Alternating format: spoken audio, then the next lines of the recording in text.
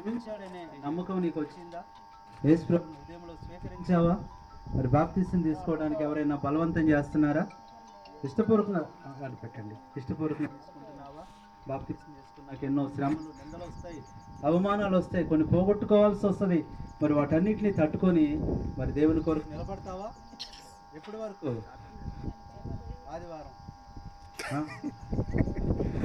Very good. ప్రార్థన చేద్దాం. తండ్రి,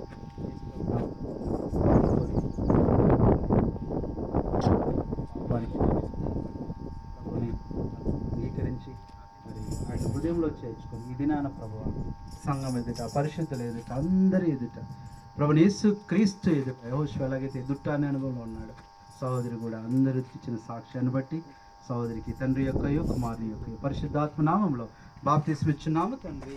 ఆమేన్. ఆనందమానందమానందమే ఆనందమానందమే